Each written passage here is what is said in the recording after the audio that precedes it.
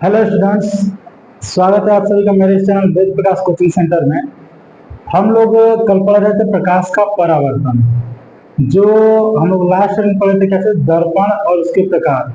तो आइए देखते हैं उसके प्रकार के बारे में। ठीक है, तो कल हम बताए थे कि दर्पण जो होता है वो दो प्रकार का होता है, समतल दर्पण और गोलीय दर्पण। तो ये सबसे पहले हम जाने किसके बारे में, समतल दर्पण के बारे में। तो ध्यान दीजिएगा, समतल दर्पण, ये समतल दर्पण होता क्या है। देखिए, समतल का मतलब होता है क्या, चिकना, एकदम प्लेन, ठीक ना। यानी कि ऐसा दर्पण जिसका परावर्तक पृष्ठ क्या हो, समतल होता है।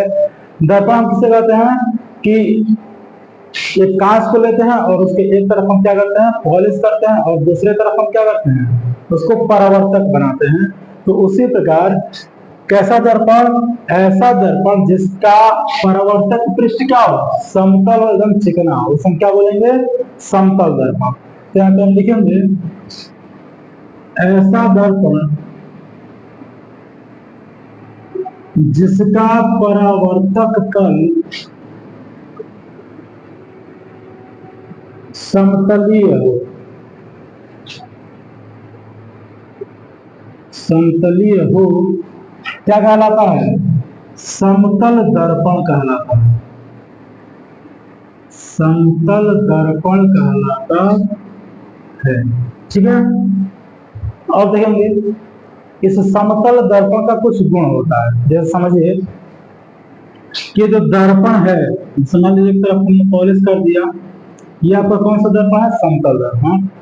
जो दर्पण हम लोग घरों में यूज करते हैं, ठीक ना, वो कौन सा दर्पण होता है, समतल दर्पण होता है।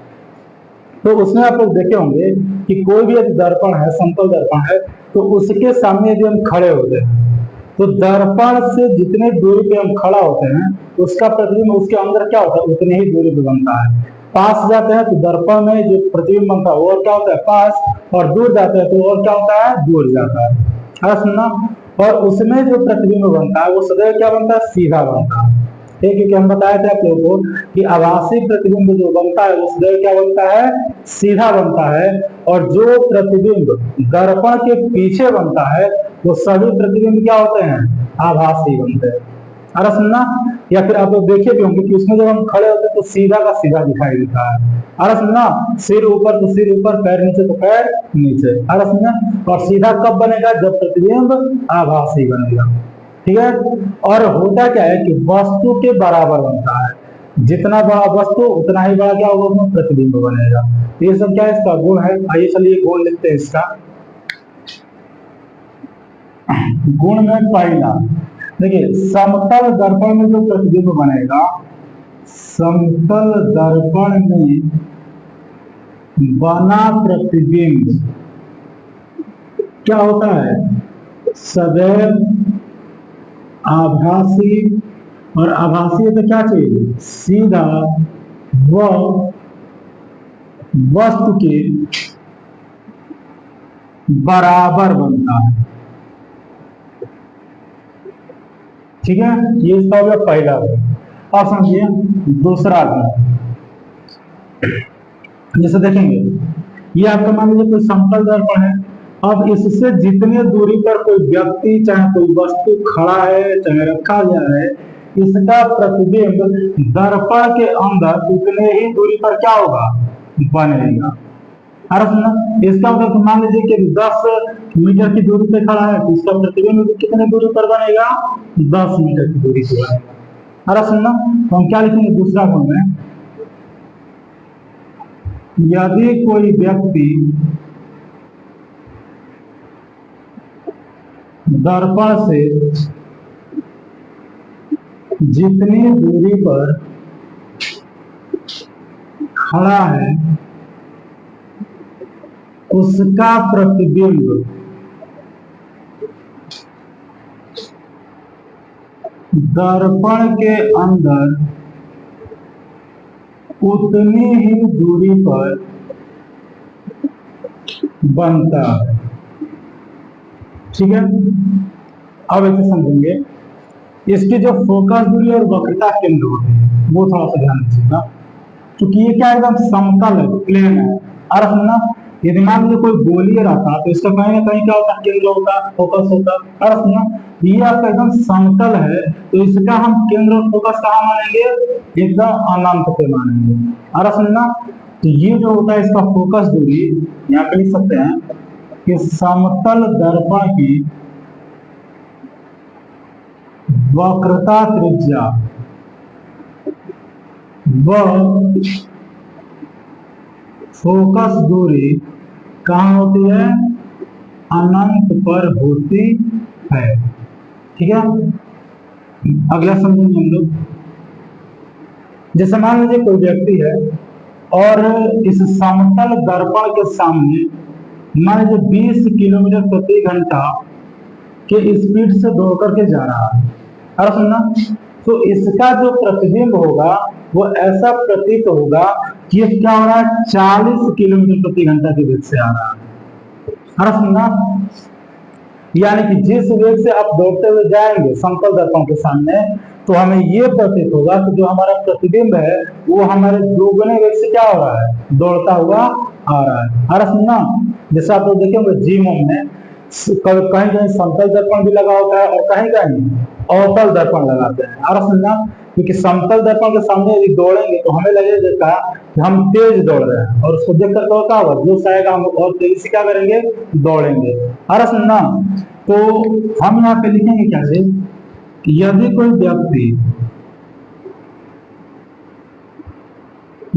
व्यक्ति समतल दर्पण के सामने भी वेग से दौड़ता हुआ जा रहा है तो उसका प्रतिबिंब 2v वेग से आता हुआ प्रतीत होता है। ठीक है, चलिए अगला जब देखेंगे हम लोग। यदि मान लीजिए कि हमारा पूरा प्रतिबिंब उस दर्पण में क्या करना, देखना चाहते हैं, ठीक ना, तो उस दर्पण की जो लंबाई है वो वस्तु की चाहे व्यक्ति की लंबाई क्या होनी चाहिए, आधी होनी चाहिए। और सुनना, तो यहाँ पे लिखेंगे 5वां कि यदि कोई व्यक्ति अपना पूरा प्रतिबिंब देखना चाहता है तो दर्पण की लंबाई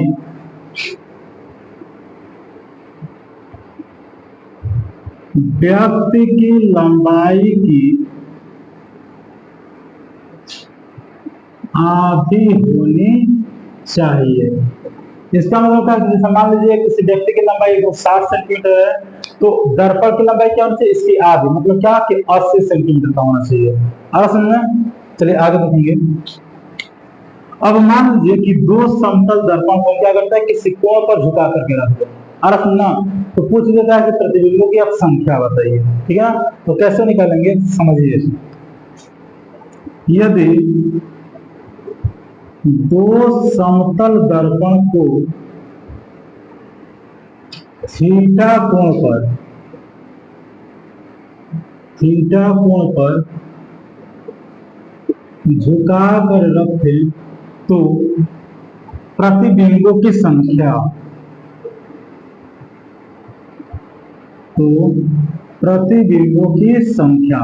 यानी n हो जाएगा आपका 360 और बटे में थीटा। और याद रखिएगा ये जो फार्मूला आप लिख रहे हो वो विषम संख्या के लिए है, ठीक ना। और एक और फार्मूला हो जाएगा 360 बटे में थीटा -1, ये जो होगा ये क्या होगा, सम संख्या। यदि मान लीजिए सम संख्या आता है तो हम क्या करेंगे, एक घटा देंगे, क्योंकि जो प्रतिबिंब बनता है वो सदैव एक विषम संख्या में बनता है। अरे सुनना, जैसे मान लीजिए कि 90 अंश के कोण पर रखा गया तो उसका जो प्रतिबिंब होगा 9 चौके 36 यानी कि 4 होगा, तो 4 अंश हम एक क्या कर देंगे, घटा देंगे। अरे समझना, यानी कि प्रतिबिंब कितने बनेंगे, 3 बनेंगे।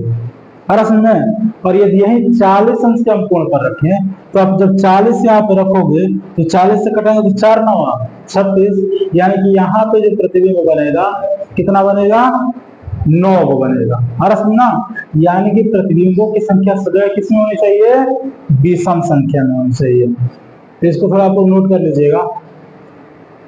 चलिए आइए देखते हैं गोलीय दर्पण के बारे में, ठीक है ना। गोलीय दर्पण, अब गोलीय दर्पण क्या होता है समझिए। जैसे समतल दर्पण में जो परावर्तक पृष्ठ था वो क्या था, समतलीय था, तो गोलीय दर्पण में जो परावर्तक पृष्ठ बनेगा वो क्या होगा, वो गोलीय होगा। और सुनना, तो यहाँ पे लिखेंगे हम लोग कि ऐसा दर्पण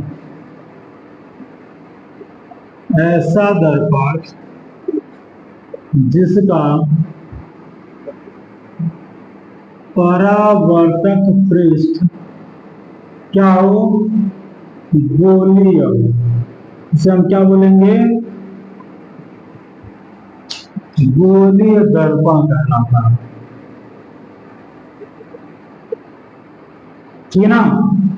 और देखिए बताया था कि गोलीय दर्पण दो प्रकार का, 2 प्रकार का, तो यहाँ पे लिखेंगे हम लोग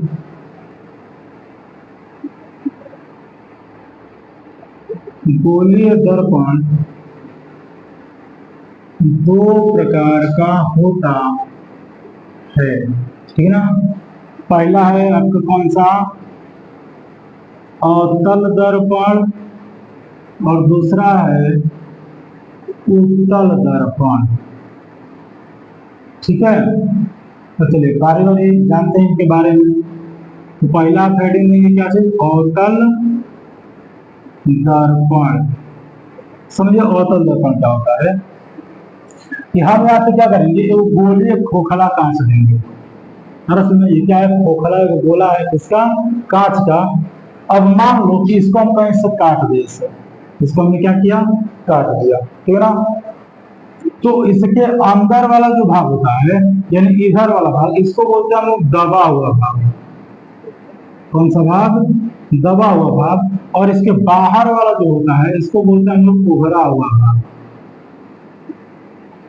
सुनना, तो क्या बोलते हैं हम लोग, उभरा हुआ भाग। तो समझिए, जब किसी खोखले गोले के कांच को काट करके इसके उभरे हुए भाग के हम पालिश करते हैं, कहाँ पे करते हैं, उभरे हुए भाग के पालिश करते हैं, तो इसको कहते हैं हम लोग क्या चीज, अवतल दर्पण।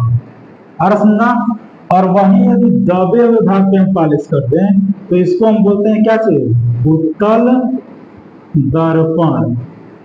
और सुनना, तो हम लिखेंगे क्या यहाँ पे कि जब किसी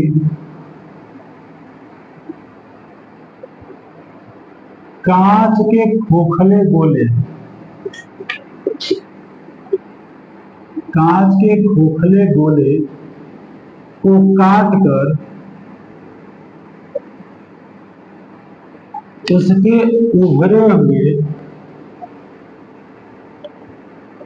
भाग पर पॉलिश कर दें, ठीक है। तो इस प्रकार बना दर्पण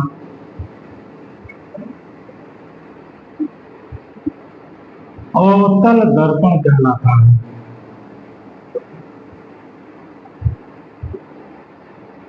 ठीक है। और अवतल दर्पण बनाएंगे कैसे, समान लीजिए कांच का कोई खोखला बोला काट दिया गया और इसके उभरे हुए भाग में क्या कर दिया, पालिश कर दिया। तो ये आपका कौन सा दर्पण है, अवतल दर्पण, ठीक है। अब समझेंगे क्या चीज, उत्तल दर्पण के बारे में। तो दूसरा है आपका उत्तल दर्पण। अब उत्तल दर्पण क्या होगा, अभी हम बताए हैं कि जब दबे हुए भाग पे हम पालिश करेंगे। अरे सुनना, तो ध्यान दीजिएगा, जब किसी कांच के खोखले गोले को काट कर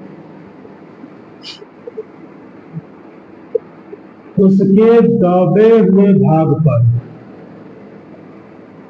उसके दबे हुए भाग पर पॉलिश कर दे तो इस प्रकार बना दर्पण क्या कहलाएगा? उत्तल दर्पण कहलाता है। उत्तल दर्पण कहलाता है। और इसका जो फिगर बनेगा इधर इस तरीके से, तो ये आपका कौन सा दर्पण? उत्तल दर्पण, ठीक है ना। तो ये हो गया दर्पण के बारे में, थोड़ा इसको नोट कर लीजिएगा। अगले दिन हम देखेंगे दर्पण से संबंधित कुछ परिभाषाएं। तो इसके बारे में हम तो बता दे रहे हैं, परिभाषा लिखाएंगे नहीं, ठीक है ना। यहाँ पे लिखेंगे दर्पण से संबंधित कुछ परिभाषाएं,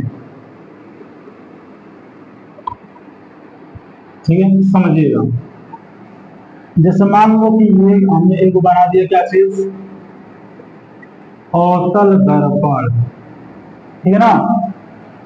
अब अवतल दर्पण हो या उत्तल दर्पण हो, तो इसका जो परावर्तक तल होता है, अरे सुनना, इसके मध्य बिंदु को हम क्या कहते हैं? ध्रुव कहते हैं, जिसको किससे दिखाते हैं हम लोग? P से।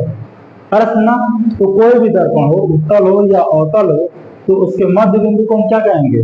ध्रुव कहेंगे। अरे सुनना, अब समझिए, जिस गोले को काट करके हम क्या करते हैं? ये दर्पण बनाते हैं, ठीक ना। जैसे मान लीजिए क्या है, वो पूरा गोला हम यहाँ पे बना दे रहे हैं। ये मान लीजिए क्या है, वो गोला है। इस गोले को हम काट करके क्या किया? ये दर्पण बनाया है, ठीक ना। तो इस गोले का कहीं ना कहीं क्या होगा? वो केंद्र होगा। हर सुनना, और इसके केंद्र को हम कहते हैं क्या चीज? वक्रता केंद्र। हर सुनना, कैसे परिभाषित करेंगे? जिस खोखले गोले को काटकर दर्पण बनाया गया होता है, अर्थ ना, उसके केंद्र को हम क्या कहते हैं? वक्रता केंद्र कहते हैं, ठीक है। आगे समझेंगे, एक ऐसी रेखा जो वक्रता केंद्र और ध्रुव को मिलाती हुई जाती है, ठीक है, इसे हम कहते हैं क्या चीज? मुख्य अक्ष। एक ऐसी रेखा जो वक्रता केंद्र और ध्रुव को मिलाती हुई जाती है, उसे हम क्या कहते हैं? मुख्य अक्ष कहते हैं। आगे समझेंगे, अब समान लीजिए हमने कोई किरण लेकर, कोई प्रकाश की किरण लेकर के आ रहे हैं, ठीक ना। तो इस दर्पण से टकराएगा और टकराने के पश्चात क्या होगा? ये परावर्तन होगा। अर्थ सुनना, दर्पण से टकराने के बाद क्या होगा? परावर्तन होगा। और परावर्तन होने के पश्चात ये मुख्य अक्ष के जिस बिंदु से होकर निकलती है, इसे हम कहते हैं क्या चीज? फोकस बिंदु। क्या बोलेंगे इसको? फोकस बिंदु। एक बार और इसको परिभाषा समझिएगा। मुख्य अक्ष के समांतर आने वाली किरणें परावर्तन के पश्चात मुख्य अक्ष के जिस बिंदु से होकर निकलती है, उसे हम क्या कहते हैं? फोकस बिंदु कहते हैं, ठीक है। आगे देखेंगे, अब जो C व P है, यानी कि वक्रता केंद्र और ध्रुव है, इसके बीच की जो दूरी होती है, इसको बोलते हैं वक्रता त्रिज्या। क्या बोलेंगे? वक्रता त्रिज्या, जिसको दिखाते हैं किससे हैं? R से दिखाते हैं, ठीक है। उसी प्रकार फोकस बिंदु और ध्रुव के जो बीच की दूरी है, इसको हम कहते हैं क्या चीज? फोकस दूरी, जिसको दिखाते हैं हम किससे? स्मॉल f से। और सुनना, तो यही कुछ क्या है? दर्पण से संबंधित कुछ परिभाषाएं हैं। अच्छा, एक चीज और देखिएगा, द्वारक क्या होता है? तो दर्पण का जो परावर्तक तल होता है, ठीक ना, इसके व्यास को ही हम क्या कहते हैं? द्वारक कहते हैं। व्यास का मतलब है कि चौड़ाई, कितना दूरी में ये फैला हुआ है उसका परावर्तक तल, इसे हम क्या बोलेंगे? द्वारक बोलेंगे, ठीक है ना। तो ये सब क्या है? दर्पण से संबंधित परिभाषाएं। बस फिगर बना लीजिए वैसे, और सब नोट कर लीजिए। चलिए अगले हेडिंग हम लोग देखेंगे प्रतिबिंब बनाने के नियम। तो प्रतिबिंब बनाने के कुल 3 नियम होते हैं। ठीक है ना, जो यहाँ पे हम पहले से ही लिख चुके हैं, तो थोड़ा ध्यान दीजिएगा।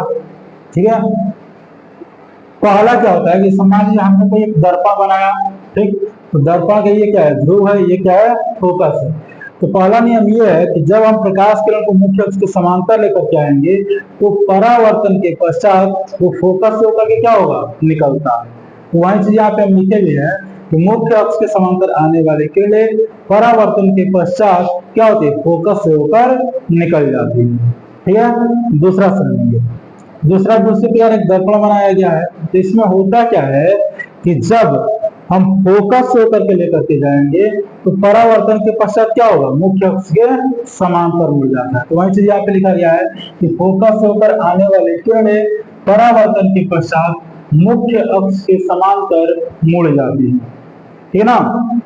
अगला देखेंगे, तीसरा, जब हम प्रकाश किरण को वक्रता केंद्र से लेकर के जाएंगे, तो उसी मार्ग में क्या होता है, वापस लौट जाता है। ठीक है, तो यही चीज यहाँ पे लिखा गया है कि वक्रता केंद्र से होकर आने वाले किरणें परावर्तन के पश्चात बिना विचलित हुए उसी मार्ग में वापस लौट जाती है। तो यह है आपका प्रतिबिंब बनाने का नियम, तो इसको नोट कर लीजिएगा। चलिए आगे हम लोग पढ़ेंगे अवतल दर्पण द्वारा प्रतिबिंब बनाने का नियम। ठीक है, इसका फिगर बने समझिए आप लोग, यहाँ पे हेडिंग दे रहे हैं, अवतल दर्पण द्वारा प्रतिबिंब बनाने का नियम। ठीक है, समझिएगा इसको। जैसे मान लीजिए हम यहाँ पे बनाएंगे कैसे, अवतल दर्पण, ठीक है, और ये आपका हो गया क्या चीज, मुख्य अक्ष, जिसका ये हो गया ध्रुव, इधर का होगा एफ, और फिर यहाँ पे क्या होगा, केंद्र। ठीक है ना। तो अवतल दर्पण में जो स्थिति होता है प्रतिबिंब बनाने का, वो टोटल 6 होता है। ठीक है, तो समझेंगे। इधर मान लीजिए क्या है, अनंत। तो ऊपर हम यहाँ पे दर्शा रहे हैं क्या, वस्तु की स्थिति, यानी वस्तु को हम कहाँ कहाँ रखेंगे। अरे सुनना, तो इसकी जो पहली स्थिति होगी वो हम कहाँ रखते हैं, अनंत पर। ठीक है, दूसरी जो स्थिति होगी वो होती है कहाँ पे, अनंत और केंद्र के बीच में। तीसरा स्थिति जो होता है वो होता है कहाँ, केंद्र पर। चौथी स्थिति जो होती है वो केंद्र और फोकस के बीच। पांचवी जो स्थिति होती है वो होती है कहाँ, फोकस पे। और लास्ट यानी कि 6वीं जो स्थिति होती है वो होती है फोकस और ध्रुव के बीच में। यानी कि 6 स्थानों पे हम क्या करेंगे, वस्तु को रखेंगे। और सुनना, और समझिए। अब यहाँ पे हम नीचे दर्शा रहे हैं क्या, प्रतिबिंब की स्थिति। ठीक है, यानी कि अब इनका प्रतिबिंब बनेगा कहाँ, तो ध्यान दीजिएगा। जो फोकस आप लिखे हो, यहां से आप नंबर डालना शुरू करिए, 1 2 3 4, और ये हो गया आपका क्या चीज, 5। ठीक है ना।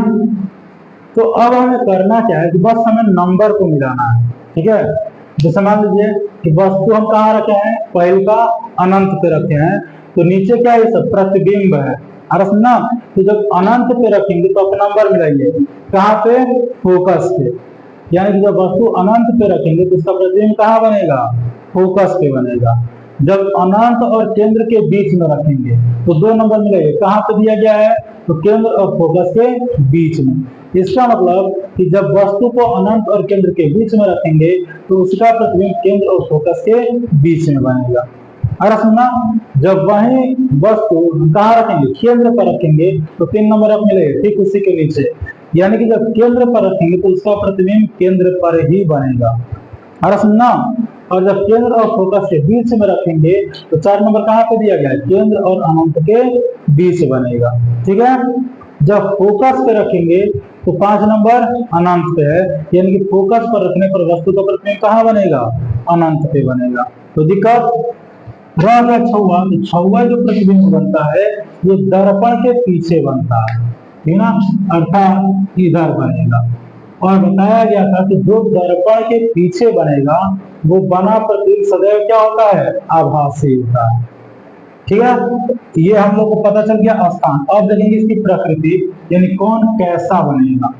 तो ध्यान दीजिए, पहला से लेकर के पांचवा तक जो देखिए दर्पण के सामने बना है, और जो सामने बनता है वो क्या होता है, वास्तविक होता है। और वास्तविक के साथ हम बताएं क्या चीज, उल्टा, ठीक है ना। छवा जो है दर्पण के पीछे बना है, इसलिए क्या होगा, आभासी और सीधा, ठीक है। और देखेंगे बड़ा छोटा, तो आप देखे होंगे कि दर्पण से जितने दूरी पे हम वस्तु रखेंगे उसका प्रतिबिंब उतना ही क्या बनता है, छोटा बनता है। तो दर्पण से दूरी पर कौन है, एक और दो, तो इसका जो प्रतिबिंब बनेगा वो कैसा बनेगा, छोटा बनेगा। 3 नंबर देखिए एकदम केंद्र पे है, यानी कि बीच में है, तो जो बीच में होगा उसका प्रतिबिंब क्या होगा, वस्तु के बराबर बनेगा। और ये जो तीनों है वो दर्पण के पास में है, तो इन तीनों का जो प्रतिबिंब बनेगा वो कैसा बनेगा, बड़ा बनेगा। है समझिए, जैसे एक बार हम पूरा बता रहे हैं आप लोगों को। जैसे हम कहें कि यदि किसी वस्तु को अनंत और केंद्र के बीच में रखें तो उसका प्रतिबिंब कहाँ और कैसा बनेगा। तो समझिए 2 नंबर आप पहले मिला लो, कहाँ पे है, सी और एफ के बीच में, ठीक है ना। तो जब वस्तु को अनंत और केंद्र के बीच में रखेंगे तो उसका प्रतिबिंब वक्रता केंद्र और फोकस के बीच बनेगा। अब कैसा बनेगा, देखिए 2 नंबर हम बताए हैं, 2 नंबर के ऊपर क्या लिखा गया, वास्तविक, उल्टा, और वस्तु से 2 नंबर के ऊपर क्या दिया गया है, छोटा, तो छोटा बनेगा।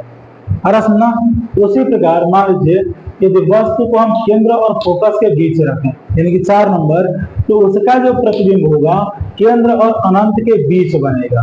अब कैसा बनेगा, तो 4 नंबर के ऊपर देखिए क्या है, वास्तविक, उल्टा, और वस्तु से बड़ा बनेगा। अरे सुनना, चलिए इसको ऐसे ही आप लोग बना लीजिए।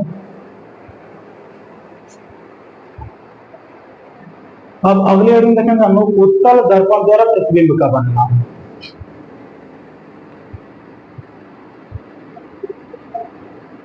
उत्तल दर्पण द्वारा